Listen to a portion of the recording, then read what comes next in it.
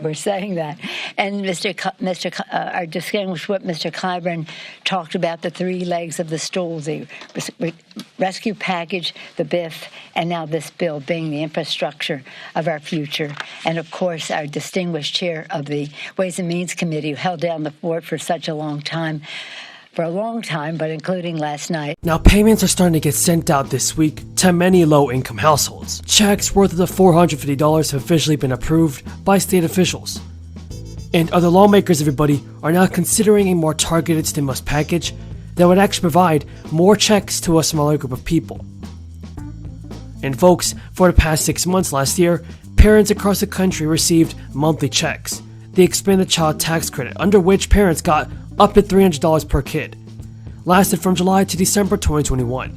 This program helped keep millions of people out of poverty, touching 35 million families and helping many people. It paused in December though, after Republicans in Senate Democrat mansion prevented Congress from making checks permanent, or simply just extending them for one more year. Some states are trying to step up where Congress failed. In Vermont, a Republican governor and a Democratic state legislature signed off on a $1,000 child tax credit for every child ages 5 and under, to households earning $125,000 and below.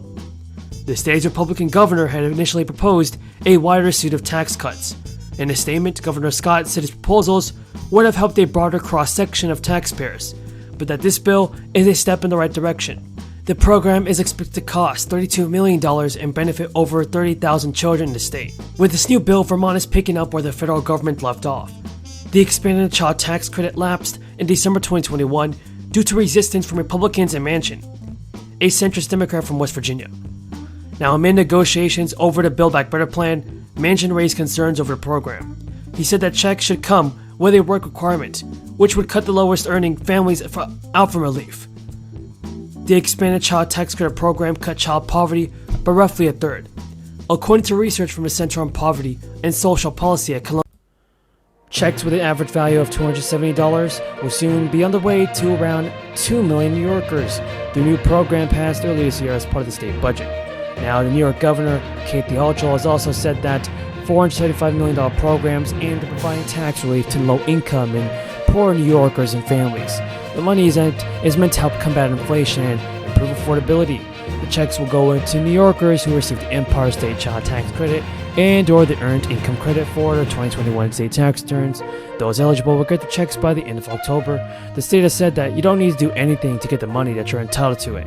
The State Department of Taxation and Finance will just mail the checks automatically.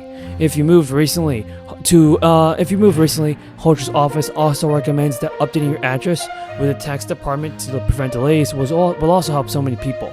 The payment for the Empire State Child Credit is anywhere from 25 to 100% of the amount you got in 2021, and the percentage just depends on your income.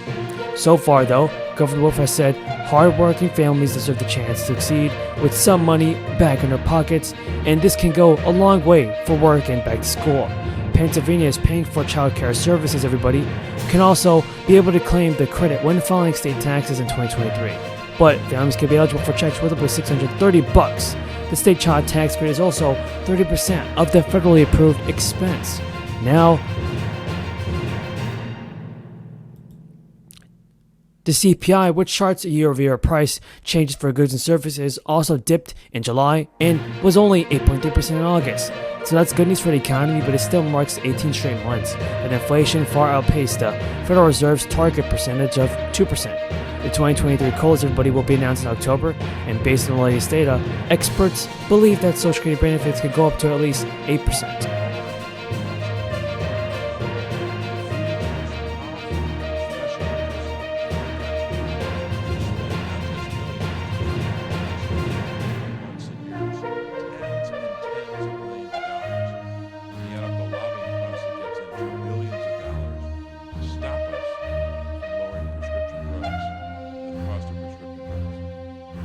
Guess what?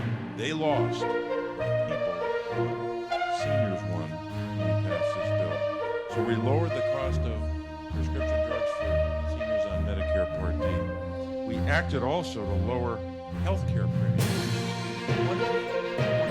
23 for missing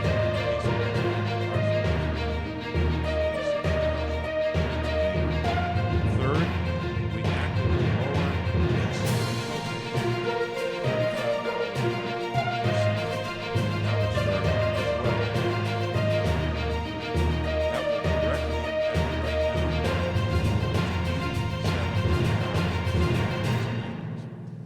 tried to lower those insulin costs and keep the copays at $35 a month for every American. We have a ton of news, everybody, about the fourth stimulus payment, Social Security benefits, and SSI.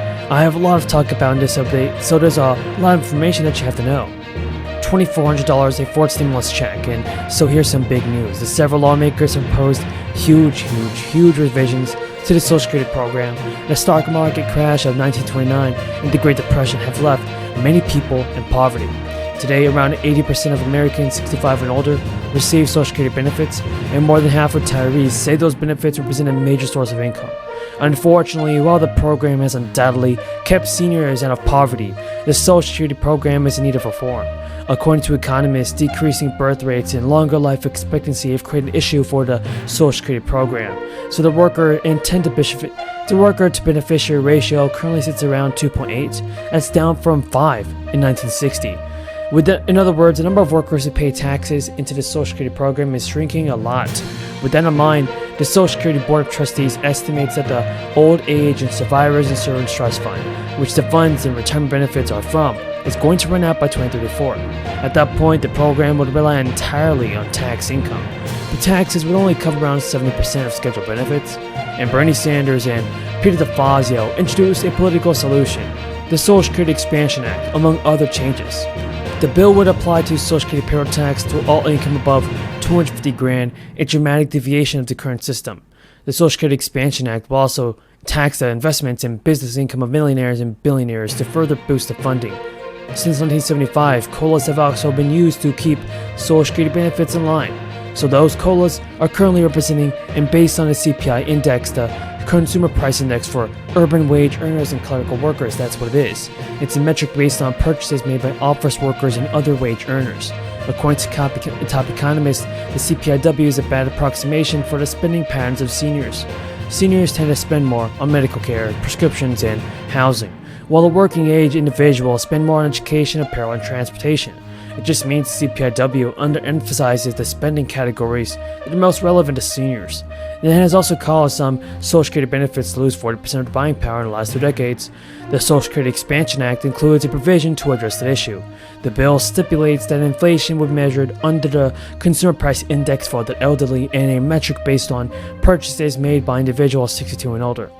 If COLAs had been calculated using the CPI over the last 2 decades, the average retired worker would have received an extra $5,800 in retirement benefits. Seniors